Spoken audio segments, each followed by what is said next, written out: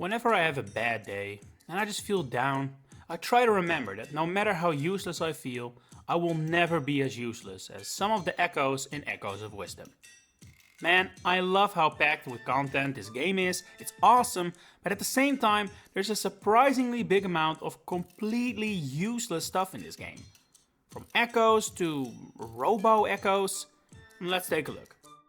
I want to start with something that got quite a bit of attention in the promotion of the game and actually had me quite excited. But while it is indeed pretty prevalent in the final game, I think we must also face facts that it's pretty useless. I'm talking about smoothies, provided by the likable business scrubs found all over Hyrule.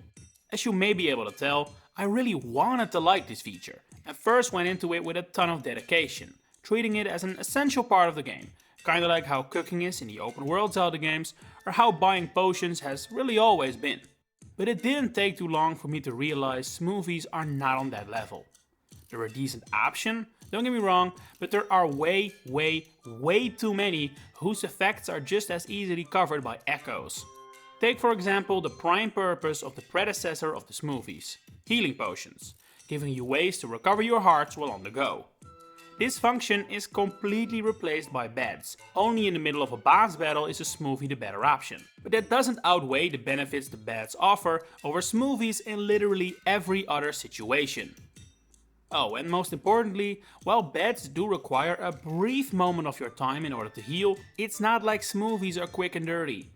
Making these takes way too long. This process really should have been streamlined better. The only real purpose they still serve to me in the final game is to make drinks that could replenish my energy to transform into Link mode, which is an effect no Echo has. But in hindsight, an entire smoothie system when that is the biggest use is a bit of a letdown.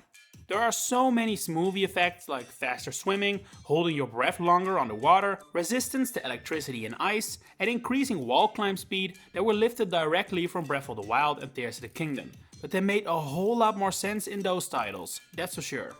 And while some echoes are useful enough to replace smoothies altogether, others definitely fall into the category why does this exist? And with a menu that doesn't seem to account for the fact there are more than 100 echoes, they start to feel like unnecessary bloating quite quickly. Like, why are there 3 different kinds of pots? I see the purpose of one, it's not the best echo or anything, but it has a purpose at least. So why do the Hyrule Castle and Gerudo pot exist when they do the exact same thing? It can't be to ensure you always find one either, as the initial pot is basically unmissable and always found first. But I guess the pot at least serves some purpose, even if 3 of them is overkill. The sign is pretty useless by all metrics. It can be read for some of the most basic tips you've ever seen, or used as a one-time shield, but that goes for a lot of echoes really. I guess you can use it as a platform too, but in that niche it's always easily overshadowed by way better alternatives, like the first echo of the game, the table. Equally useless is the brazier, the entire purpose of which is warming you up in the cold. But the problem is that you get this echo way earlier than you'll need it, right around the start of the game, and by the time you hit Hebra Mountain, you'll undoubtedly already have an Ignazal, for example, which can not only heat you up as well, but also defeat enemies on the mountain at the same time. Any comparisons you'll make will be won by the Ignazal clean and easy. While other echoes aren't necessarily outclassed, their purpose is so ridiculously niche that they might as well not exist. The stuffed toy lures ghosts, as in genies, which are not exactly common enemies to say the least. The echo is required to solve a few puzzles near where you find it, but as soon as you leave that little cave, you might as well forget you ever got it, as it's now basically useless. The same thing applies to the rock roast, which has gone from being a pretty major plot point in Tears of the Kingdom to distracting the grand total of 2 enemy types in Echoes of Wisdom. Only the Tweelises will be interested in this echo, and since those aren't exactly Lionels, I can't think of a situation where you wouldn't be better off just summoning an enemy echo, rather than the rock roast in those situations. Other echoes that fall into this camp are a total of 5, that only play a role in one specific puzzle, but for some reason clog up your echo menu for the rest of time. I'm talking about the 4 animal statues in the Gerudo Sanctum, which are required to complete it, and the Ancient Orb, which is needed in the Eternal Forest to access the Deco Tree. I guess you could say the latter functions as a soft check to make sure your try is at least level 9, but the animal statues truly serve no purpose outside of the Gerudo Sanctum. Surely there could have been a different way to handle that puzzle that didn't require 4 extra echoes in the menu for the rest of the game. Now, I don't want to go too hard on the enemy echoes, because none of them are truly useless, and I'm sure everyone will gravitate towards others. Sure, some are better than others, but none are truly useless.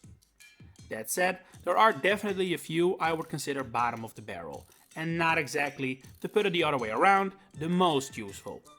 The Armos, for example, are just not very well suited to combat and more useful as a shield in 2D sections, but that is quite a niche purpose to say the least. The 2 slugs, Freeze and Torch, are more useful and will actually attack as you would expect, but they are so slow they are outperformed by basically every other echo. And because they are found quite late in the game, they're probably not the only option you have in terms of the elements either, so even that part of their niche is lost.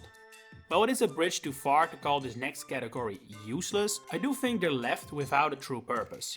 I'm talking about almost all level 2 enemies, especially the ones that also have a level 3 option available. How it usually goes is that the level 3 option is obviously the strongest, so useful, while the level 1 can be spammed like mad and have strength in numbers. The levels 2, they have neither. They cost too much of Tri's power to be summoned in a group, but they also don't have the strength to keep up with the level 3s. And so, in practice, I found myself barely using any level 2s, although, again, they're not truly useless. That is a title that I am reserving for a feature so useless, I've seen plenty of people say they didn't really dive into it until they were done with the game. While I did look into it a little earlier than that, I too don't understand what the idea was behind the Automatons. While they do serve at least slightly different purposes for most echoes, and I'm really happy to see Dampé has worked himself up from gravedigger to inventor, the fact of the matter is that the use of these automatons is highly situational. And since you most likely don't get access to them until you're quite far through the game, chances of many of those situations popping up are lower than you might think. Add the fact that by this point you'll be swimming in all kinds of different echoes as well, and you'll find these artificial echoes to be quite outclassed. Oh, and did I mention they break whenever they suffer damage? Let me repeat that for you. These mostly combat-focused automatons break and need to be repaired by Dampé whenever they suffer damage. Yeah, I'm sorry, but this is just a nail in the coffin for this feature. Simple echoes are better in nearly every situation and can be spammed to your heart's desire. The automatons simply aren't good enough to compensate for their frailty. At least Dampé's workshop has a banger tune, I suppose. But hey, that's just my takes. Did you get any use out of these? And what would you consider most useless in Echoes of Wisdom? Share it in the comments below. If you enjoyed this video, please consider giving it a like and subscribing to the channel to stay updated on all my future Zelda content coming up. For now, thanks for watching and enjoy the rest of your day.